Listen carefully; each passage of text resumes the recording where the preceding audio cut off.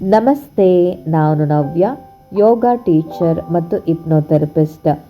ಗರ್ಭ ಧರಿಸಲು ಸಹಾಯ ಮಾಡುವಂತಹ ಸುಪ್ತ ಮನಸ್ಸಿನ ಧ್ಯಾನವನ್ನು ಅಭ್ಯಾಸ ಮಾಡೋಣ. ಈ ಧ್ಯಾನಕ್ಕಾಗಿ ಪೂರ್ವ ಸಿದ್ಧತೆ ಹೇಗಿರಬೇಕು? ನೀವು ಆಯ್ಕೆ ಮಾಡಿಕೊಂಡಿರುವಂತಹ ಆ ರೂಮಿನ ಒಳಗಡೆ ಮಂದ ಬೆಳಕು ಹಾಗೂ ಸರಿಯಾದಂತಹ ಗಾಳಿ ಬರಲು ಅವಕಾಶ ಇರುವ ರೀತಿ ವ್ಯವಸ್ಥೆಯನ್ನು ಮಾಡಿಕೊಳ್ಳಿ.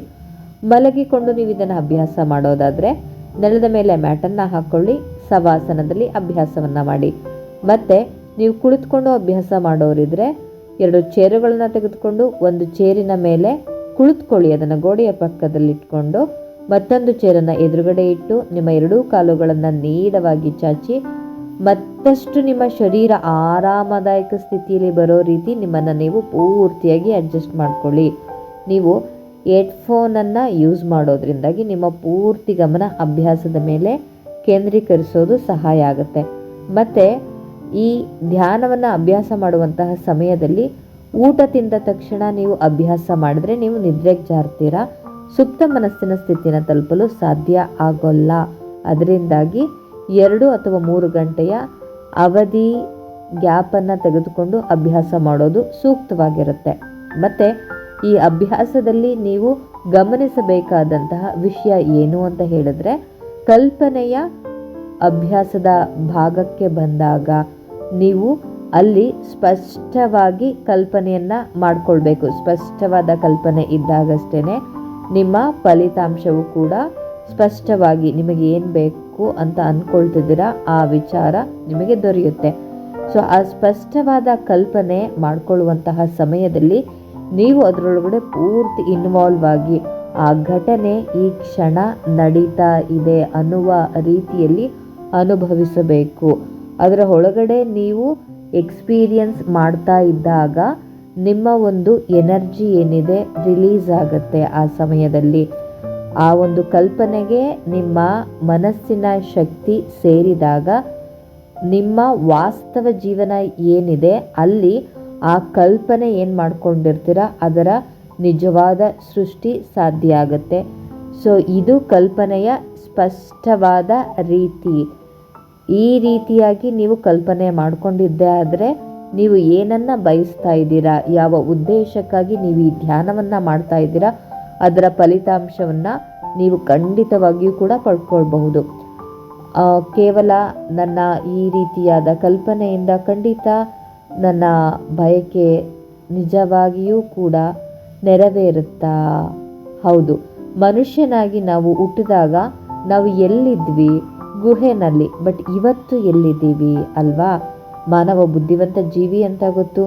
ಬೇರೆಲ್ಲ ಪ್ರಾಣಿಗಳು ಇವತ್ತಿಗೂ ಕೂಡ ಅವುಗಳ ಜೀವನ ಶೈಲಿ ಹೇಗಿದೆ, ನಮ್ಮ ಜೀವನ ಶೈಲಿ ಹೇಗಿದೆ? ಮನುಷ್ಯನಿಗೆ ಮಾತ್ರ ಅಲ್ಲ, ಎಲ್ಲ ಪ್ರಾಣಿಗಳಿಗೂ ಕೂಡ ಆ ಭಗವಂತ ಕೊಟ್ಟಿರೋದು ಪಂಚಭೂತಗಳನ್ನು ಅಷ್ಟೇನೆ. ಆದರೆ ವಿಶೇಷವಾದ ಬುದ್ಧಿವಂತಿಕೆಯನ್ನು ನಮಗೆ ನೀಡಿರೋದ್ರಿಂದಾಗಿ ಆ ಪಂಚಭೂತಗಳನ್ನು ಉಪಯೋಗಿಸ್ಕೊಂಡು ಇವತ್ತು ನಿಮ್ಮ ಕಣ್ಮುಂದೆ ನೀವು ಏನನ್ನೆಲ್ಲ ನೋಡ್ತಾ ಇದ್ದೀರಾ, ಎಷ್ಟೆಲ್ಲ ಸೌಕರ್ಯಗಳಿದೆ. ಪ್ರತಿಯೊಂದು ಸೃಷ್ಟಿನೂ ಕೂಡ ಮಾನವನೇ ಮಾಡಿರುವಂಥದ್ದು. ಅಂದರೆ ನಮ್ಮ ಒಂದು ಜೀವನದಲ್ಲಿ ನಮಗೆ ಬೇಕಾದಂತಹ ಕಲ್ಪನೆಯನ್ನು ಅದರ ಒಳಗಡೆ ಸರಿಯಾದ ಶಕ್ತಿಯನ್ನು ನಾವು ಅರಿಸುವುದರ ಮೂಲಕ ಪಡೆದುಕೊಳ್ಳೋದು ಖಂಡಿತ ಸಾಧ್ಯ ಇದೆ. ಈಗ ಅಭ್ಯಾಸವನ್ನು ಪ್ರಾರಂಭಿಸೋಣ. ನಿಮ್ಮ ಗಮನವನ್ನು ಉಸಿರಾಟದ ಮೇಲೆ ತೆಗೆದುಕೊಳ್ಳಿ. ದೀರ್ಘವಾಗಿ ಉಸಿರನ್ನು ತೆಗೆದುಕೊಳ್ಳಿ ಹಾಗೂ ಸಂಪೂರ್ಣವಾಗಿ ಉಸಿರನ್ನು ಹೊರಹಾಕಿ. ಮತ್ತೆ ದೀರ್ಘವಾಗಿ ಉಸಿರನ್ನು ತೆಗೆದುಕೊಳ್ಳಿ, ಸಂಪೂರ್ಣವಾಗಿ ಉಸಿರನ್ನು ಹೊರಗಡೆ ಹಾಕಿ. ಈಗ ನಾನು ನಿಮ್ಮ ಶರೀರದ ಅಂಗಾಂಗಗಳನ್ನು ಹೆಸರಿಸ್ತಾ ಹೋಗ್ತೀನಿ.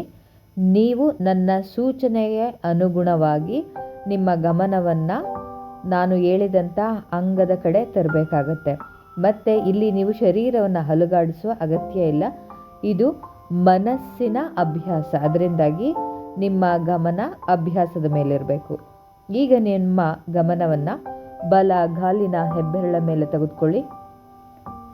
ಎರಡನೆಯ ಬೆರಳು, 3, 4, 5, ಪಾದ, ಹಿಮ್ಮಡಿ, ಮೊಣಕಾಲು, ಕಾಲಿನ ಕಂಬ ಹಾಗೂ ಮೀನಿನ ಖಂಡ, ಮಂಡಿಯ ಭಾಗ, ತೊಡೆ, ಪುಷ್ಟ, ಬಲಭಾಗದ ಸೊಂಟ, ಹೊಟ್ಟೆಯ ಬಲಭಾಗ, ಎದೆಯ ಬಲಭಾಗ.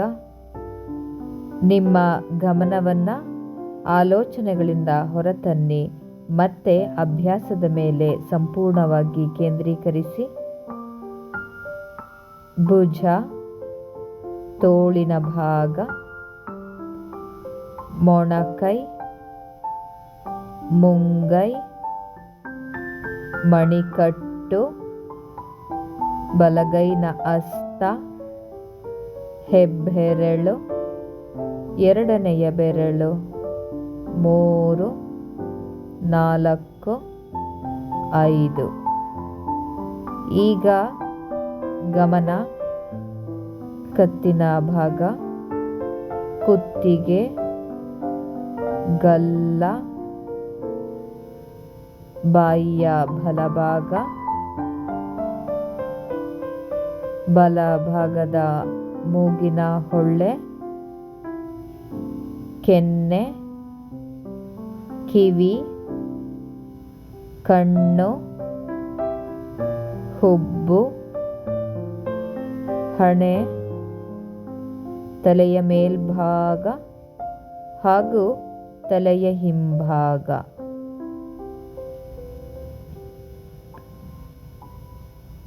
ಈಗ ಗಮನ ಶರೀರದ ಎಡಭಾಗದ ಮೇಲೆ ಬರಲಿ. ಎಡಗಾಲಿನ ಹೆಬ್ಬೆರಳು, 2, 3ನೆಯ ಬೆರಳು, 4, 5, ಪಾದ, ಹಿಮ್ಮಡಿ, ಮೊಣಕಾಲು, ಕಾಲಿನ ಕಂಬ ಹಾಗೂ ಮೀನಿನ ಖಂಡ. ಮತ್ತೆ ಆಲೋಚನೆಯಿಂದ ಹೊರಗಡೆ ಬನ್ನಿ. ಸಂಪೂರ್ಣವಾಗಿ ನಿಮ್ಮ ಗಮನವನ್ನು ಅಭ್ಯಾಸದ ಮೇಲೆ ಕೇಂದ್ರೀಕರಿಸಿ. ಮಂಡಿಯ ಭಾಗ, ತೊಡೆ, ಪುಷ್ಟ, ಸೊಂಟ, ಹೊಟ್ಟೆಯ ಎಡಭಾಗ, ಎದೆಯ ಎಡಭಾಗ, ಎಡಭಾಗದ ಬೆನ್ನು, ತೋಳು, ಭುಜ, ಮೊಣಕೈ, ಮುಂಗೈ, ಮಣಿಕಟ್ಟು, ಎಡ ಹಸ್ತ, ಹೆಬ್ಬೆರಳು, ಎರಡನೆಯ ಬೆರಳು, 3, 4, 5. ಗಮನ ಕತ್ತಿನ ಮೇಲೆ ಬರಲಿ. ಹಾಗೆ ಕುತ್ತಿಗೆಯ ಭಾಗವನ್ನು ಗಮನಿಸಿ. ಗಲ್ಲ, ಬಾಯಿ,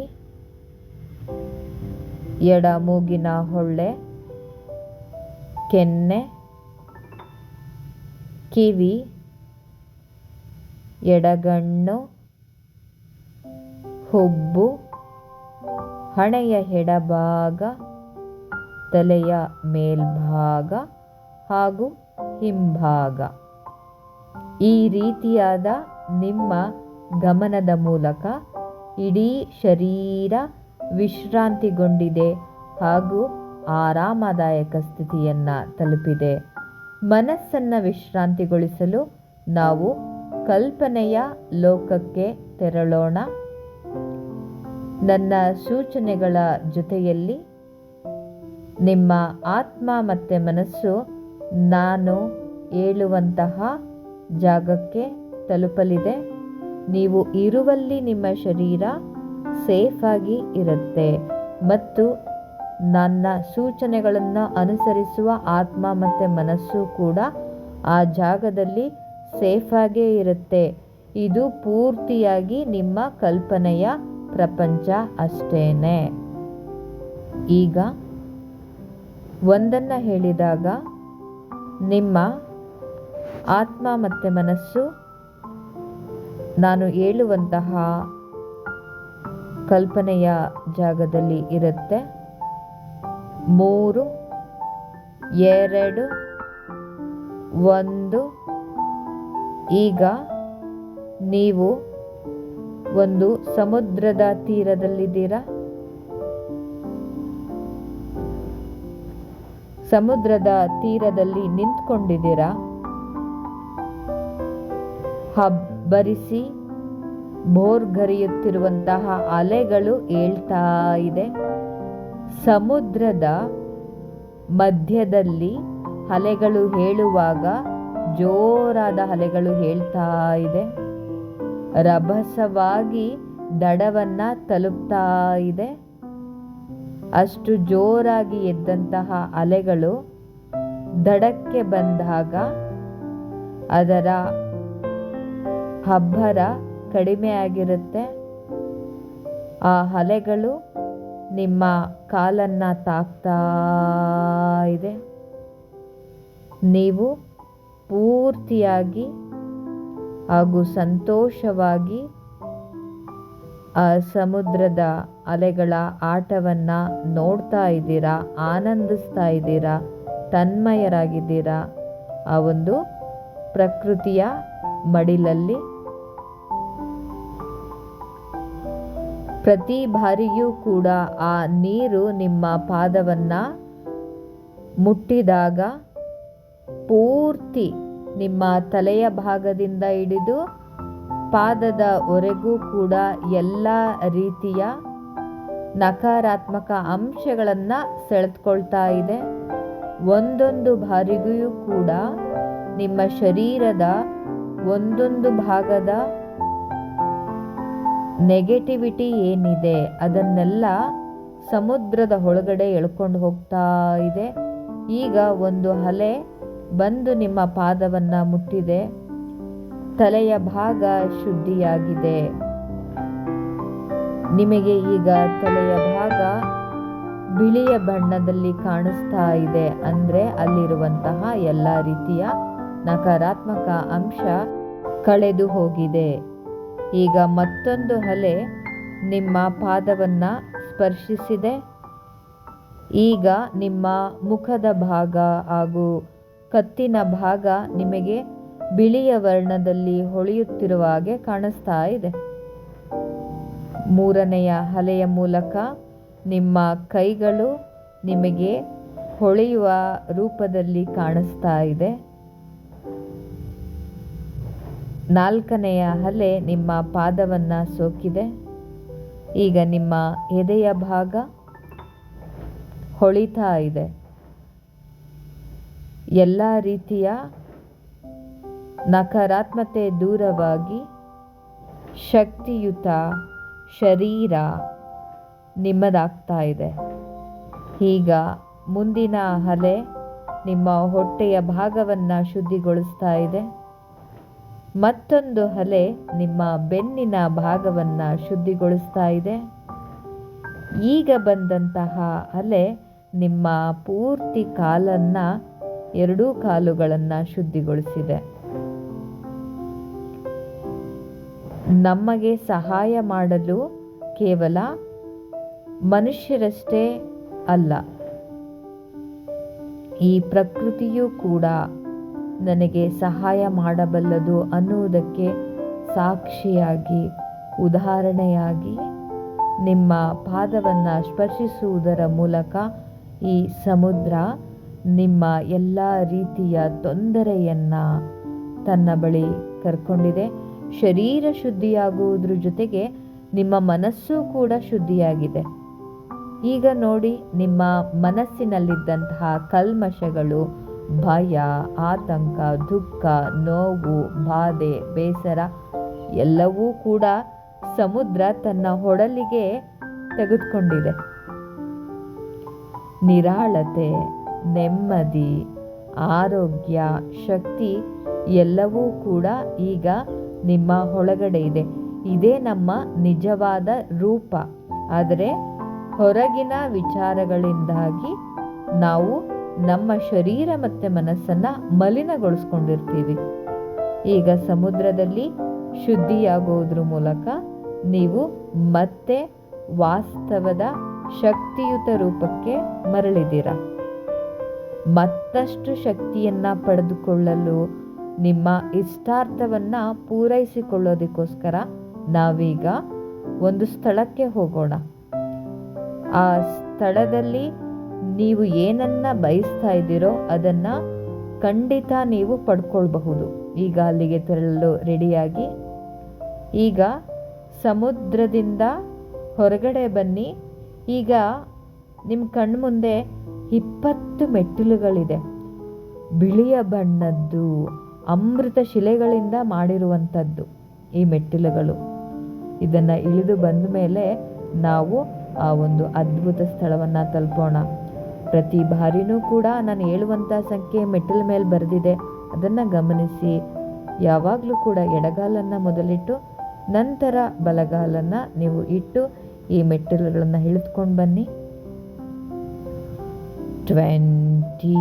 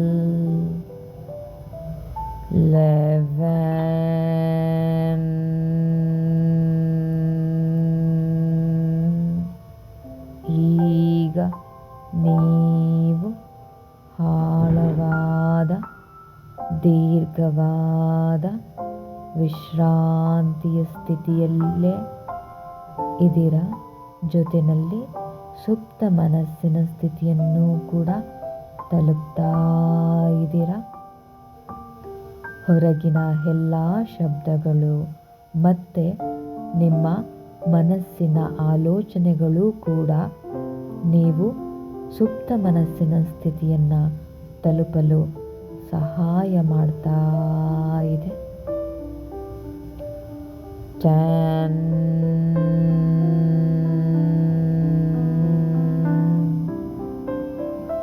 9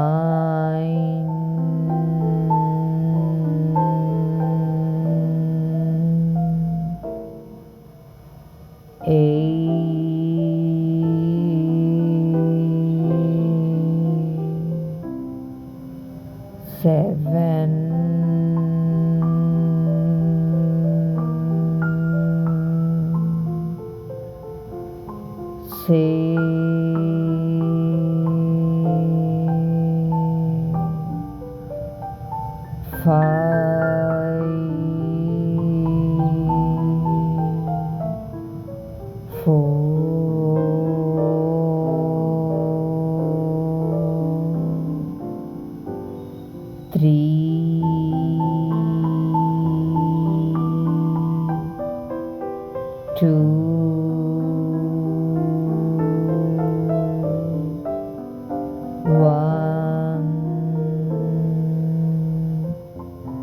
ಮೆಟ್ಟಿಲನ್ನು ಇಳಿದ ನಂತರ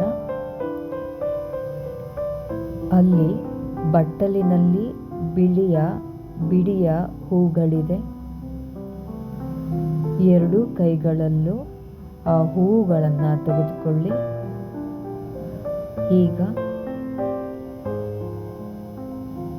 5 4 3 2 1. ನಿಮ್ಮ ಇಷ್ಟ ದೇವರ ವಿಗ್ರಹದ ಮುಂದೆ ನೀವು ನಿಂತ್ಕೊಂಡಿದ್ದೀರಾ. ನಿಮ್ಮ ಇಷ್ಟ ದೇವನ ಮೂರ್ತಿಯನ್ನ ಕಂಡೊಡನೆ ನಿಮ್ಮೊಳಗಡೆ ಬಹಳ ಆನಂದ, ಸಂತೋಷ ಸೃಷ್ಟಿಯಾಗ್ತಾ ಇದೆ. ಈಗ ನಿಮ್ಮ ಕೈಯಲ್ಲಿರುವ ಹೂಗಳನ್ನು ನಿಮ್ಮ ಭಗವಂತನ ಪಾದಗಳಿಗೆ ಸಮರ್ಪಿಸಿ ಹಾಗೂ ಪ್ರೀತಿಯಿಂದ ಆತನ ಪಾದಗಳಿಗೆ ಚುಂಬಿಸಿ ನಿಮ್ಮ ಹಣೆಯನ್ನು ಆ ಸ್ವಾಮಿಯ ಪಾದದಲ್ಲಿಡಿ.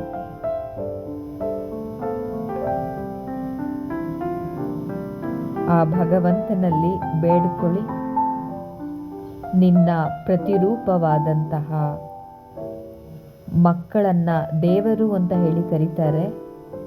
ನನ್ನ ಜೀವನದಲ್ಲಿ ನಿನ್ನ ರೂಪವನ್ನು ನೋಡಲು, ಅದನ್ನು ಎತ್ತಿ ಮುದ್ದಾಡಲು, ಅದರ ಜೊತೆ ಜೀವನವನ್ನು ಮಾಡಲು ನಾನು ಆಸೆ ಪಡ್ತೀನಿ. ನನ್ನ ಮಡಿಲಲ್ಲಿ ನೀನು ಮಗುವಾಗಿ ಬಾ.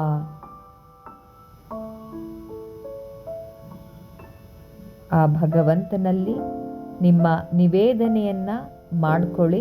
ಜೊತೆಯಲ್ಲಿ ಇಂತಿಷ್ಟು ದಿನಗಳ ಒಳಗಡೆ ಅಥವಾ ತಿಂಗಳಿನ ಒಳಗೆ ನಾನು ಗರ್ಭ ಧರಿಸಲು ನನಗೆ ಸಹಾಯವನ್ನು ಮಾಡು. ಆರೋಗ್ಯಯುತವಾದಂತಹ, ಮಾನಸಿಕವಾಗಿ ಸದೃಢವಾದ, ಜೊತೆಗೆ ನೀವು ಇಚ್ಛಿಸುವಂತಹ ನಿಮ್ಮ ಇಚ್ಛೆಗಳನ್ನು ಒಳಗೊಂಡಂತೆ ನೀವು ಯಾವ ರೀತಿಯ ಮಗುವನ್ನು ಅಪೇಕ್ಷೆ ಮಾಡ್ತಾ ಇದ್ದೀರಾ ಆ ಒಂದು ನಿವೇದನೆಯನ್ನು ಭಗವಂತನ ಮುಂದೆ ಮಾಡಿಕೊಡಿ. ಕೆಲವು ಕ್ಷಣ ನಾನು ಸೂಚನೆಗಳನ್ನು ನೀಡುವುದಿಲ್ಲ, ಮೌನವಾಗಿರ್ತೇನೆ.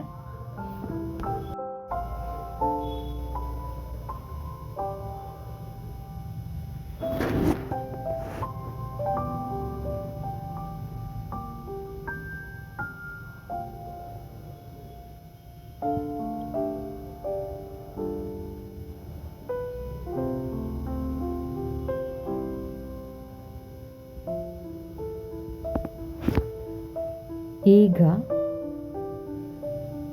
ಭಗವಂತನ ಹೃದಯ ಭಾಗದಿಂದ ಹೊಳೆಯುತ್ತಿರುವ ಬೆಳಕು ನಿಮ್ಮ ಹೃದಯ ಭಾಗವನ್ನು ಹೊಕ್ಕಿದೆ. ಅಂದರೆ ಭಗವಂತನ ಆಶೀರ್ವಾದ ನಿಮಗೆ ದೊರೆತಿದೆ.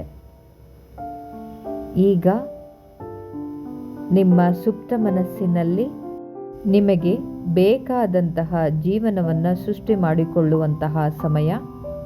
ಈಗ ಆ ಒಂದು ಲೋಕಕ್ಕೆ ತೆರಳೋಣ. ನಿಂತ್ಕೊಳ್ಳಿ ಹಾಗೇನೆ. ಈಗ ಹಾಗೆ ಮುಂದೆ ಸಾಗಿ. 3 2 1. ಈಗ ನಿಮ್ಮ ಮುಂದೆ ಗೋಲ್ಡನ್ ಕಲ್ಲರಿನ ಚಿನ್ನದ ವರ್ಣದ ಬಾಗಿಲಿದೆ ನಿಮ್ಮ ಕಣ್ಮುಂದೆ. ನೀವು ಆ ಲೋಕಕ್ಕೆ ಹೋಗಬೇಕು ಅಂತ ಹೇಳಿದರೆ ಈ ಬಾಗಿಲಿನ ಮೂಲಕ ನೀವು ಪ್ರವೇಶ ಮಾಡಬೇಕು. ಈಗ ನೀವು ಆ ಬಾಗಿಲ ಮುಂದೆ ನಿಂತ್ಕೊಂಡಾಗ ಆ ಬಾಗಿಲು ತನಗೆ ತಾನೇ ತೆರ್ಕೊಳ್ಳುತ್ತೆ. 3 2 1. ಈಗ ಆ ಬಾಗಿಲು ಓಪನ್ ಆಗಿದೆ. ನೀವು ಈಗ ಆ ಒಂದು ಸುಪ್ತ ಮನಸ್ಸಿನ ಲೋಕದ ಒಳಗಡೆ ಬಂದಿದ್ದೀರಾ. ಆ ಲೋಕದಲ್ಲಿ ಈಗ ನೀವು ನಿಮ್ಮ ಮನೆಯ ಸದಸ್ಯರ ಜೊತೆಯಲ್ಲಿ ಇದ್ದೀರಾ. ಮತ್ತೆ ನೀವು ಅಲ್ಲಿ ನಿಮ್ಮ ಇನ್ನೊಬ್ಬ ವಿಶೇಷವಾದ ವ್ಯಕ್ತಿ ಜೊತೆಲಿದ್ದೀರಾ. ನಿಮ್ಮ ಮಗುವಿನ ಜೊತೆಯಲ್ಲಿ ಮನೆಯಲ್ಲಿ ಈಗ ನಿಮ್ಮ ಜೊತೆಯಲ್ಲಿ ನಿಮ್ಮ ಮಗುವಿದೆ. ಈಗ ನೀವು ಮಗುವಿನ ಜೊತೆಯಲ್ಲಿ ಆಟ ಪಾಠಗಳನ್ನು ನೋಡ್ತಾ ಜೀವನವನ್ನು ನಡೆಸ್ತಾ ಇದ್ದೀರಾ.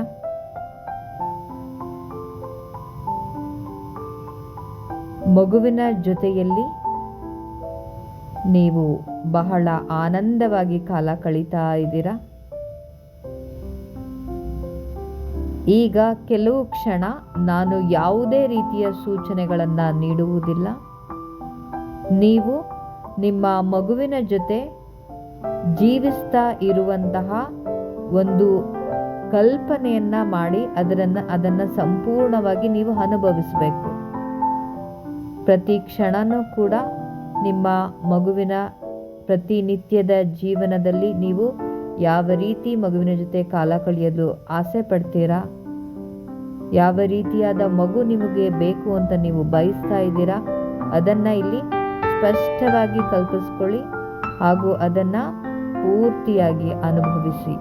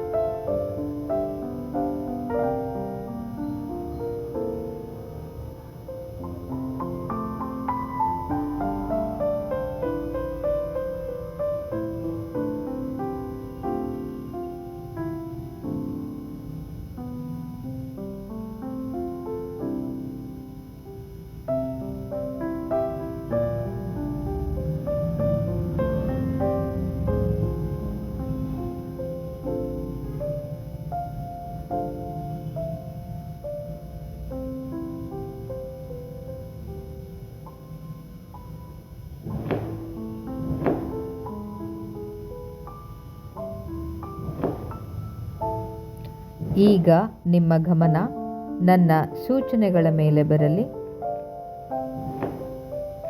ನಿಮ್ಮ ಜೀವನದಲ್ಲಿ ನಿಮ್ಮ ಆಶಯವನ್ನು ಈಡೇರಿಸಿಕೊಳ್ಳುವಂತಹ ಶಕ್ತಿ ಈಗ ನಿಮ್ಮ ಶರೀರ ಮತ್ತು ಮನಸ್ಸಿಗಿದೆ. ಆ ಭಗವಂತನ ಆಶೀರ್ವಾದವೂ ಕೂಡ ನಿಮ್ಮ ಜೊತೆಯಲ್ಲಿದೆ. ಈಗ ಅದೇ ಬಾಗಿಲು ತೆರೆದಿದೆ. ಇಲ್ಲಿ ಮತ್ತೆ ನೀವು ಆ ಬಾಗಿಲ ಮೂಲಕ ಹೊರಗಡೆ ಬನ್ನಿ. ಈಗ ನೀವು ವಾಸ್ತವಿಕ ಪ್ರಪಂಚದಲ್ಲಿದ್ದೀರಾ. ಮತ್ತೆ ನಿಮ್ಮ ಶರೀರವನ್ನು ನಿಮ್ಮ ಮನಸ್ಸು ಮತ್ತು ಆತ್ಮ ಮತ್ತೆ ಸೇರಿಕೊಂಡಿದೆ. ಸಂಪೂರ್ಣವಾಗಿ ಎಚ್ಚರಿಕೆಯ ಸ್ಥಿತಿಯಲ್ಲಿದ್ದೀರಾ. 1, ನಿಮ್ಮ ಕಾಲ್ಬೆರಳುಗಳನ್ನು ಹಲುಗಾಡಿಸಿ ನಿಧಾನವಾಗಿ. 2, ನಿಮ್ಮ ಕೈ ಬೆರಳುಗಳನ್ನು ಹಲುಗಾಡಿಸಿ. 3, ತಲೆಯನ್ನು ಹಾಗೆ ನಿಧಾನವಾಗಿ ಎಡದಿಂದ ಬಲಕ್ಕೆ ಹೊರಳಿಸಿ. 4. ಈಗ ನಿಧಾನವಾಗಿ ಕುಳಿತುಕೊಳ್ಳಿ.